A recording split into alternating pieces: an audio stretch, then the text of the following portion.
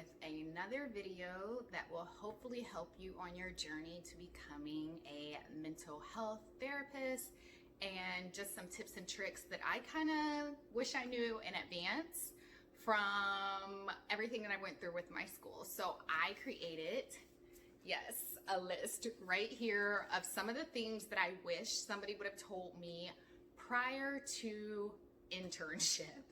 I figured that I've never seen a video like this, and these are some questions that I feel like need to be answered and some tips that needs to be kind of out there for everybody, because let's face it, the school can only prepare you but so much, or not at all. And most of the people that you probably know that are even in this field are probably in your same program, so they're at the same point that you are at, right? And your professors, a lot of them haven't even been an intern in like a decade, so they can only go off of what they hear other students saying. So I think it's best to maybe hear it from somebody that just went through something major with her internship, but also just some things that I felt like I could have been better prepared for my internship that the school never told me. And I'm kind of feeling like these are some tips and tricks that other people might actually benefit from. So without further ado, let's get started. So, and yes, you'll see me looking down because I have a list here and I want to make sure that I'm staying on track, because I feel like you guys really need to start taking notes on some of these things that I'm saying, because you're going to want to know this in the future. So number one, see if your school actually has contracts in place for internships. So that's kind of like a twofold thing. I remember when I interviewed for my school, and I actually spoke to who was at the time the clinical coordinator. And she lied and said, oh yeah, we have like lots of contracts. Now, mind you, the school I went to was in Chicago, but I live in Florida. It was an online program, mixed brick and mortar school also. So she had lied and said, oh yeah, we have contracts everywhere. I'm the person that sets up everything for you. It's all great. So for the first 2 years of my program, I didn't really think about trying to find a site, because I was under the assumption via this person that I didn't have to look because there were already contracts in place. And the reason why I even knew to ask that is because my mother worked for a major medical center where she did their clinical coordinating and worked with legal for not only the school, but for the sites. So me asking that, and this person being their clinical coordinator saying, oh no, we have contracts, I should have asked for further information. I should have said, okay, well, can you email me a list of the places that the school is actually currently contracted with? So then that way I can kind of have an idea of places that I might, have to choose from. If I had done that, guess what?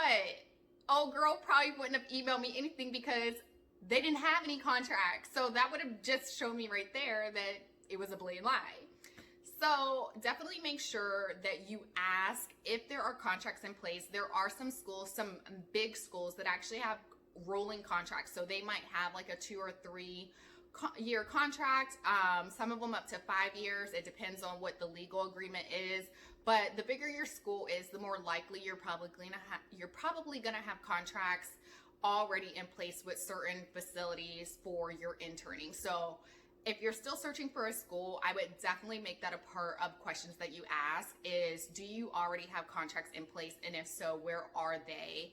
And would these be places that I would be able to go to when it came time to intern? That's extremely important, because the amount of stress that I had with trying to find a place, ooh, child, it was hard because I didn't have my school helping me at all, and nobody from my program did either. And let me just tell you, when you're a student calling sites to try and get an internship, it's very weird and off-putting. And the reason for that is because that is the job of the clinical coordinator for your school. So if you are doing it yourself, because the school I went to was like, oh, just contact them, just walk into buildings. I'm like, you want me to walk into a mental health place and say, I would like to intern here. Can I talk to somebody in the middle of like full-blown crisis is happening, people getting Baker acted, like all kinds of, like, listen, they're supposed to have your girl out here looking cuckoo crazy. Absolutely not. Do not do that. Do not do that. Take it from somebody that actually has interned and has worked with, you know, some people. Don't do that, because it is off-putting, and every single mental health place, especially if it works with the public and it's not private, or even private, people are busy. Their time is valuable. Like, these are billable hours, which means that any time that you are not doing something with a client, your time has to be accounted for. So just showing up on somebody's like front door and saying, hey, can I give you my resume? Like, don't do that. Contact HR and see if there's a proper way to do an online application or anything like that. Most places do allow you to do online applications. Typically that's going to be a part of the process. No matter if your school is in contract or not, you're still going to have to do an application, because they're still going to have to interview. It's not like, oh, there's a contract in place, boop, I instantly get to just be there. Some places in some schools, maybe that's the case. It's not the case throughout. So that's another thing that you want to check. You need to make sure what is the process to actually get hired, because you are being onboarded like you were for any other job. So also, talk to other people in your program. You know, I know that I talked to several people in my program. Obviously, once I started getting frustrated and couldn't find any place to intern at, I started reaching out to people that were not only in my current cohort. I was reaching out to people that were already had graduated, that I had met at like prior residencies, and said, hey, like, where did you intern? Or reach out to your advisor if they're helpful and say, hey, you know, especially if you're doing an online program, even if you're in the same state, say, hey, do you have any advisees that you've had that, you know, were looking for an internship site and they were able to find one? Like, is there any way you can connect us? Like, don't be afraid to reach out and ask for help, no matter who it is, because at the end of the day, the ultimate goal is to graduate and get your degree, and a part of that is making sure that you actually have a place to intern. So you can't graduate without doing the internship. As much as I tried not to, because your girl likes her bags of money and she was not trying to sit here and work for free. So make sure that you are reaching out to anybody that you can that's in the school, even if you know of other people that were in the program prior, reach out to them. One thing I did in order to kind of get some ideas of places, because to be honest, if you're just doing like a Google search or something like that, or Indeed, it's sometimes these facilities, they don't really tag themselves under like mental health or counseling or therapist. Like sometimes they'll tag it under like community services or something like that. So like, ask your current physician. That's what I did. I asked I have a PCP at my primary care physician, and she has an in-house therapist who actually happens to be a licensed mental health counselor. It just so happened to be like that. That's not always the case. It's usually not the case. So, but I was just actually asking my doctor, like, hey, I know you're in this field. You work for this huge practice down here that has multiple different industries in the healthcare. Like, do you guys have anything that, you know, a student can intern for mental health? And she was like, well, I don't know that, but our in-house therapist will know that. And I was like, okay, so I've been seeing you for a while now. I didn't even know you had an in-house therapist. I guess maybe I didn't break down in tears enough in there. I don't know. Kind of interesting. But so I got connected with her in-house therapist, just like actually as I was checking out from my regular doctor's appointment, and she was just kind of giving me some ideas of places that I could look for that I had not even heard of or thought of. So please, if you're going to a doctor's office of any sort, like, you got to understand, like, people in the medical industry, they rub elbows with people that are different professions within the medical industry. It never hurts to ask. I'm not saying just, you know, go down and Google a random doctor and just call them and ask them. But if it's your own doctor and you have that type of relationship, that's an avenue too. Let's see. Figure out what you really want to do. You're probably like, well, I want to be a therapist. Yeah, that's the generic, but what is the specific? So when I first started out in my program, I was like, oh, I want to work with children who are autistic.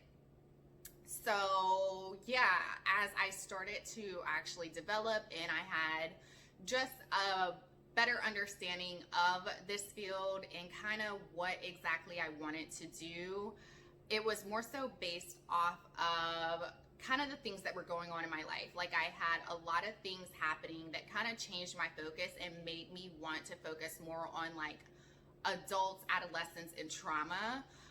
Because I felt like that's really where my passion was when I would do projects for school. I kind of veered towards those demographics of people, and I veered towards more so techniques in order to assist with that type of clientele. So if you start out your program saying, oh, I only want to work with this demographic and do this type of therapy, like by the time you get to internship, that might have changed just based on, you know, the knowledge that you obtain, the different scenarios that you might have been in during residency. All of those things can change. So just kind of always do a check-in with yourself and say, hey, you know, like, let me really look at what I like about what demographic I'm choosing, and what are some areas that maybe I could kind of pique my interest in, or what are my absolutely no. Like for me, my absolutely hell no was I didn't want to work in a rehab. I just did not want to work with substance abuse. That just wasn't my thing. Now, did I have clients at my internship that had that as an issue? Absolutely. Comorbidity happens all the time, but it's not like I was working for like a methadone clinic like some people. You know, I just knew that that's not where my passion was. I didn't feel like I would really do a service to that demographic because I didn't feel any passion. So if you don't feel passion towards a certain demographic, don't feel bad. Go with what you feel like you're going to put your best foot forward in, because not only will you feel more satisfied and feel like you're actually making difference, like your clients will be able to tell like whether or not you're being genuine or not. So make sure you're picking something that you actually feel like you're going to want to do, because internship is hard, especially when you have to balance it. And the last thing you want to do is be working with a group of people or in a center that you absolutely cannot stand. That is the last thing that you should want to do for yourself. Like you should want to enjoy this process. And a part of enjoying that is making sure that, you know, you have your stuff together and that you know what you want to do and you have passion and drive behind it. All right, so the other one is see if you can get references for yourself. This is a big one. Okay, so an internship is no different than applying for a job. Try and get your references as early as possible. If you need to ask your professors for references, if you need to ask anybody that is like a supervisor or a manager or something in your day job, ask. Make sure you're getting all those, because they're going to be a part of your application process that you will have to have. I think on average, most places pretty much want 3 references. Now, there might be some that want 5. I've seen some like that, but to me, that's a little overzealous if you ask me. And most of the time, I don't really feel like they even reach out to 5 people or that they're even reading 5 reference letters. Like, I don't know about that one, but you know, to each its own. Just make sure that you get as many reference letters as possible, and make sure your reference letters are speaking to your ability as not only a professional, but also a student, and also some of the techniques that you use. Like if your professor or something sees in your residency, like you are really good at being empathetic and sympathetic, and that you're a really studious individual and that you're concentrated, make sure your reference letters are highlighting some of the things that you feel like are important to being a therapist. Like, oh, your DBT, if you do that, or CBT, or anything that will represent who you are as a future therapist, okay? Make sure the reference letters are actually referencing who you are as a therapist, because that's what you're basically selling yourself as. I'm a new therapist. Here's everything I have. Do you want me? So make sure that you're getting those ASAP. All right. The next one is your resume. So I'm hoping that most of you guys have a resume of some sort. Make sure your resume is up to date. Make sure your LinkedIn is up to date. If you don't have a LinkedIn, get a LinkedIn, okay? Get a LinkedIn. Please, please, please get a LinkedIn. Make sure it's up to date. Make sure that you're putting, that you're a master's student. Make sure that it's up to date on, some of the skills that you have as a therapist. Make sure that, you're doing an educational resume. I had a professional resume and an educational resume. A professional resume really spoke to all my jobs prior, but it didn't highlight anything to do with school except for it was pending a master's degree. So make sure if you're doing educational resume that at the very top that you're really highlighting who you are as a student, who you are as a therapist, what are some courses that you've taken that you feel like are important for the development of who you are, like, lifespan development classes, psychopharmacology classes, substance abuse classes, human sexuality. Make sure that you're highlighting some of those at the very top of your educational resume. And if you don't know what an educational resume is, there are several websites that will help you. There are plenty of examples, or, reach out to your professors, your advisors. If you have a career center and if it actually works, because ours really, of all the schools I've been to, and they're like, reach out to the career service people. Like, I've never once had them actually help me.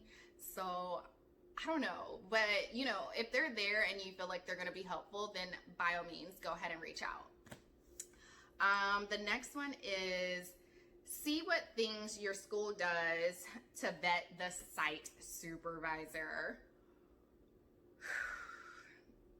Okay, so you already know I'm triggered because, I definitely do not feel like my site supervisor was vetted. If you watch any of my series on, trying to graduate and that whole saga, you will know exactly why your girl is triggered. So see what their interview process is. Like when I was reaching out to the then clinical contract person for my school, I was like, hey, I've reached out to HR. I had reached out to the director over top of the facility that I wanted to work at. And, I had reached out to HR at that facility, but there was nothing outside of like the two times, like the one time I talked to the site supervisor over the phone just to set up the interview and then the actual interview. But the school is supposed to do an interview too. So my school did an interview, but I was not privy to what that interview looked like or what was said or anything. So first of all, make sure that your school is doing an interview. And if so, ask whoever from your school, which is usually the professor and your clinical director, ask them what are some of the questions that they're asking the clinical or asking the site supervisor. Are they asking them, what is your role every day? Will you be with our student every day? What is your disciplinary factor? What is your review process? What are your expectations and standards? What are, do you have other students currently that are interning? What does that process look like? Will they have their own office? Will they have to share an office? Like these are all little things that grow into big things, okay? So don't be scared to question. Like this is your dollars, okay? This is your money. This is your time. This is your education, and this is your future. So ask all the questions. The interview is not just for you to sell yourself. It's also for the site to sell themselves to you, because at the end of the day, they're getting free labor, okay? So let's not play. Make sure that it's gonna be a good fit all the way around, and make sure that if you need to ask more questions that you reach out and you do that before you make a final decision. Like I felt very pressured and rushed in the process because I was getting no help from my school, and I literally was like, I just need to take what I can get. I wish I hadn't done that, because I don't feel like I would have been in the issue. I wouldn't have had the issues that I had I really known what was the proper vetting process that the school did for this individual at my site that ended up being like a part of my horror story on the school not trying to let me graduate, because she was literally a liar and cuckoo crazy. And unfortunately, I thought I was the only one, but as I really started kind of opening up to other students and even having conversations with people that were not in the program, but they, have family members that have been through, getting this degree, that they have similar stories, which I'm really concerned about them not being able to actually work cohesively with their site supervisors and site supervisors lying on them. Like, this was my fear when I was interning, is that I would be treated like an intern. And when I say that, I mean like treated less than. Like, I didn't even know I was being treated less than until shit hit the fan and things were being said behind my back that were not true at all. So just make sure that you really understand who you're going to be working with and what that actually entails. That's extremely important. Okay. Let's see. See if you can visit the site. Now, I know we're in the middle of COVID, but see if you can visit the site. Like, see if that's a possibility. I'm not really sure in these times if that's going to be a possible thing, but see if you can visit the site, because before you even apply, do you want to work in that environment? Like, there's I think it's called Directions down here in Florida. I think it's like in Clearwater or something like that. And people were like, do not work for Directions. Now, when I had clients that had been Baker acted and were in Directions, like, they were like, it is horrible, like insane asylum crazy. So people were like, if you have to intern and you cannot find anywhere else, then like, you could go to Directions. So I've never been in there. I don't know what it looks like. I don't know what the horror stories, I know what the horror stories are, but I don't really know like the environment too much, just based off of secondhand conversations. But see if you can visit the site, see, what it looks like, see if it's actually like a place you would want to go to every day or at least every week.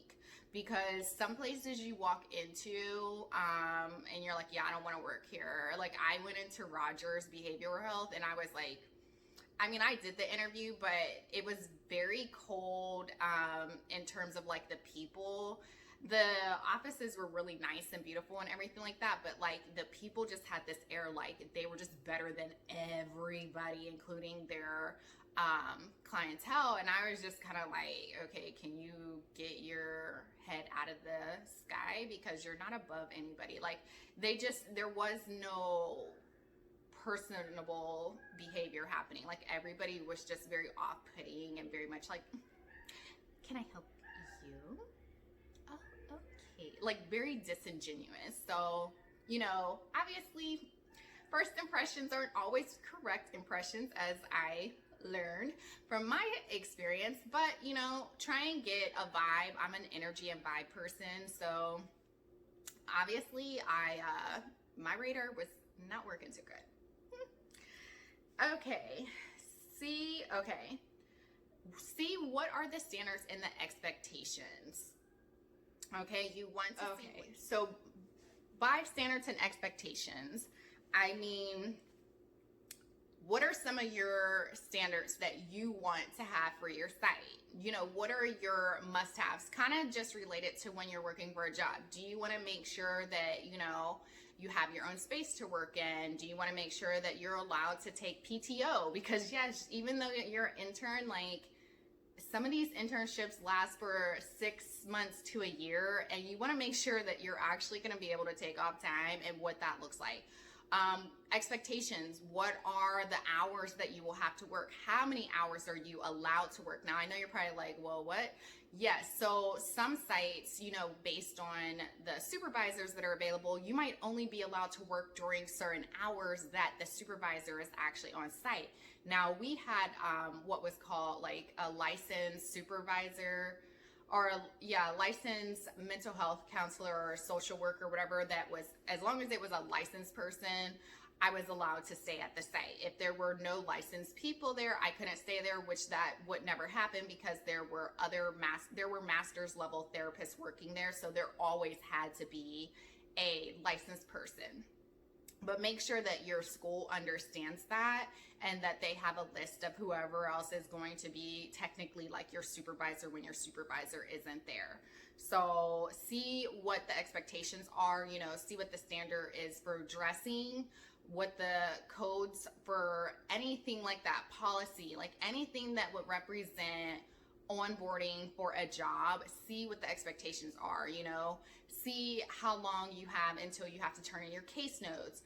Understand what it looks like if you're the one that has to do all the biopsychosocials for every client. See what your caseload looks like. See what training you have to do. Like, I had no idea when I first went to my site that I was gonna have to do like 60 plus hours of just training for trauma before I could even see a client. So essentially I almost had 2 weeks where all I was doing was all these training videos and training tests, and that was never told to me. Like, I knew I was gonna have to do like onboarding training, but like I literally had 2 weeks of just doing videos and tests and role plays and, you know, all this stuff before I could get a certificate in order to work with trauma clients. So see what are the expectations, what's the training look like, and what's the normal time that that training will take. Because if you think that, oh, I'm gonna get like, as soon as I get there, I'm gonna get direct hours, like that might not be the case. It might be, but it might not be. So if you're counting on those direct hours to build up right away,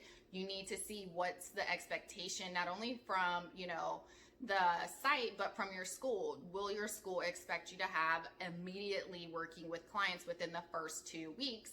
If so, and your site is like, nope, pump the brakes, you need to be training for 2 weeks, that needs to be a communication that happens between you, your school, and your site.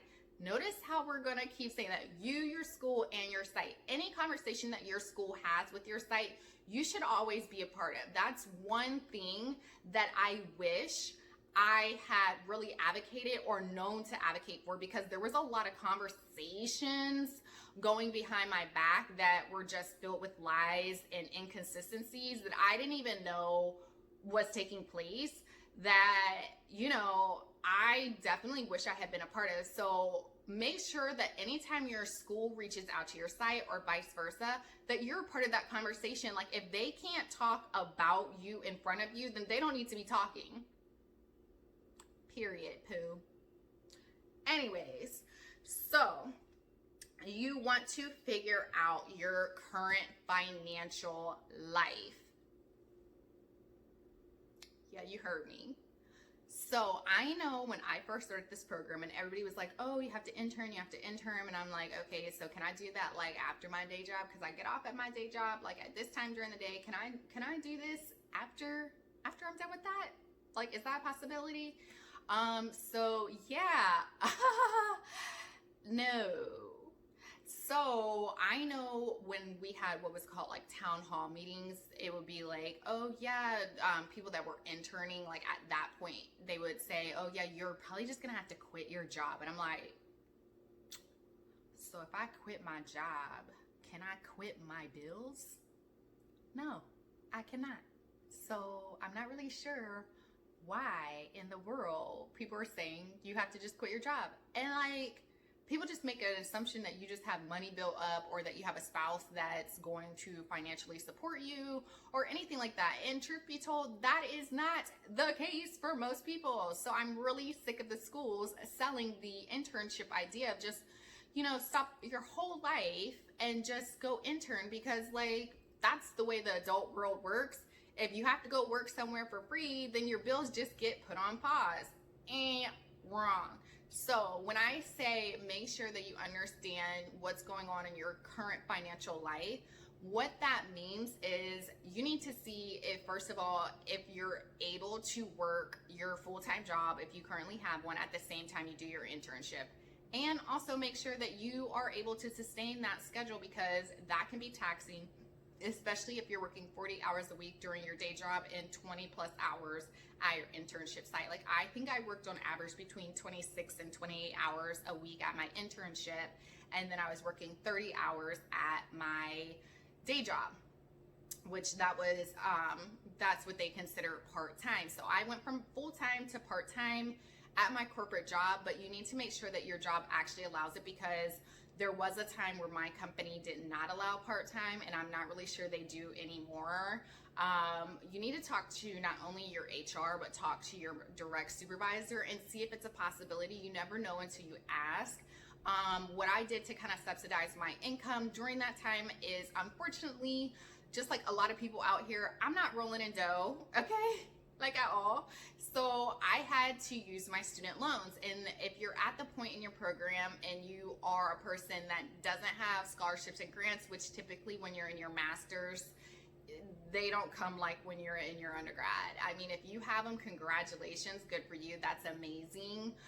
But that's not the case for a lot of people. So there is the thing called the Grad Plus loan. Speak to your financial people at your school about how to actually apply for that if you need extra assistance, because there will be a point where if you are either working part-time or quit your day job altogether, where you're obviously, if you don't have anybody else to support you, girl, boy, I don't want you in the street, get some help.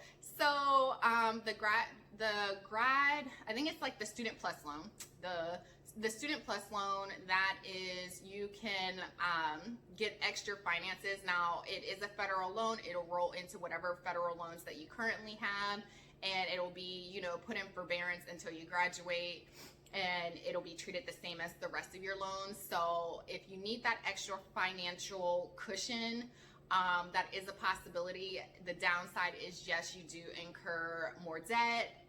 You know, watch my video about I'm 6 figures in debt and I'm not stopping school.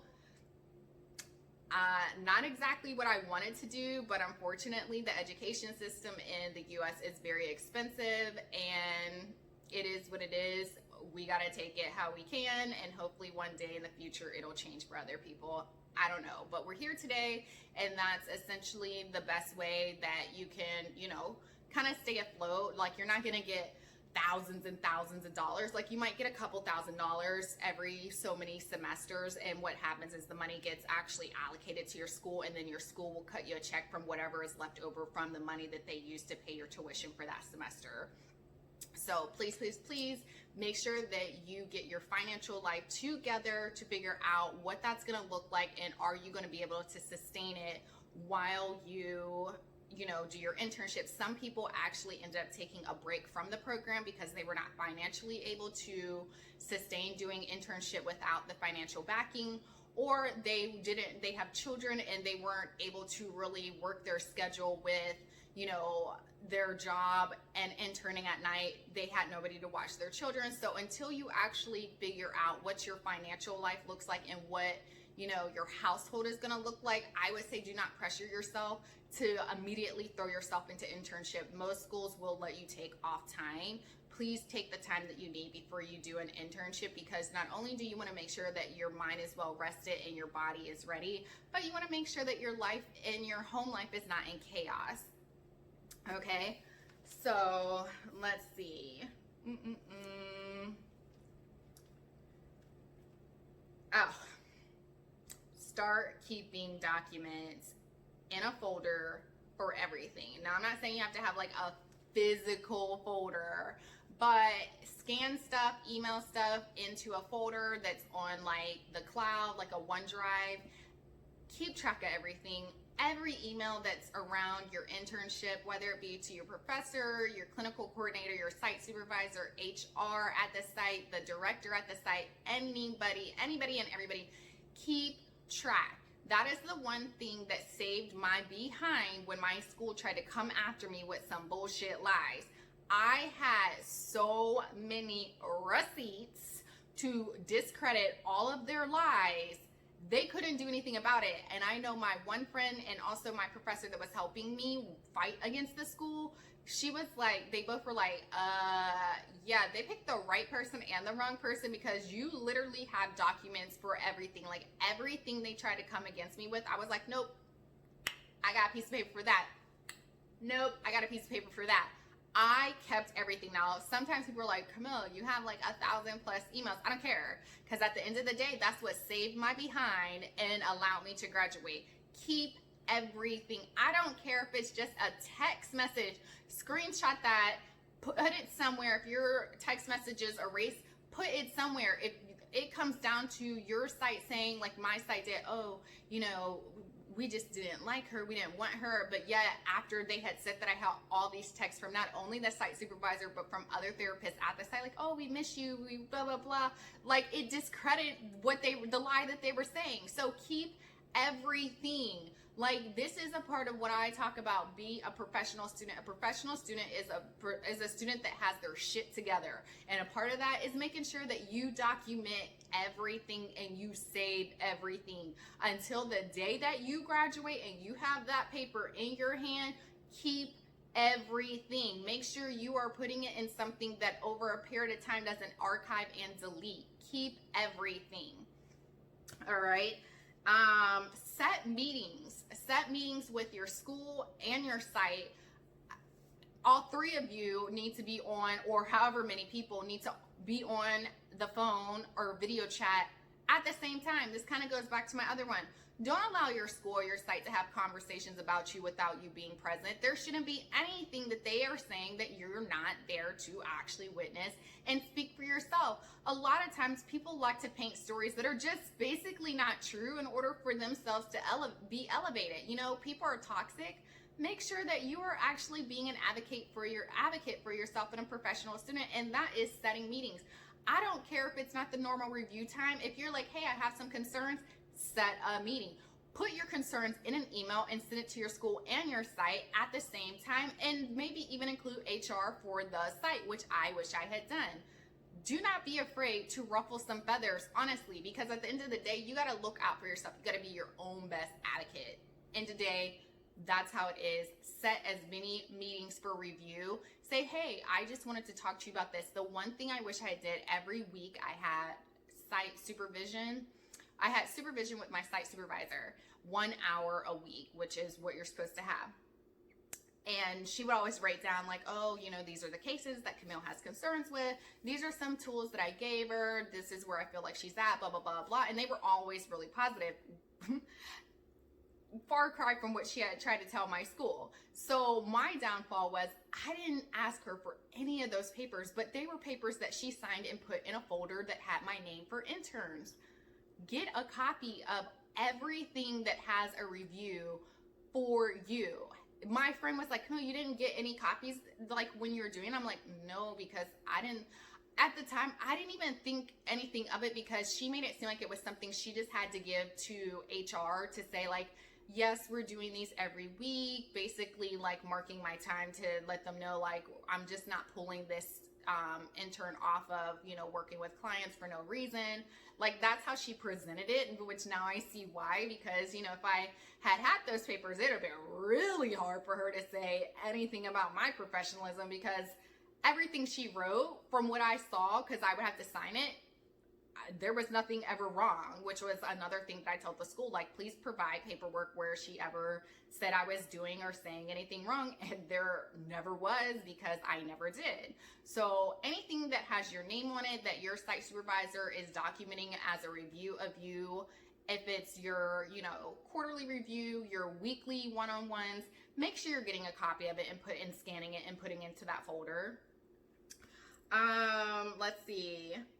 I think that's pretty much all that I have for today's video, you guys. I'm sure there's more. So if you guys have questions, make sure that you put it down in the comment section. I also want to say that I'll probably do another video in reference to what are some things that you need to be looking for while you're interning. This was kind of just like to get you in the door and what you should be doing to secure your position for graduation. But I'm definitely probably going to do another video in reference to, you know, what does it look like once you've actually got to your internship, and what are some things you need to be on the lookout for? What are some questions that maybe you haven't thought of that maybe you should ask?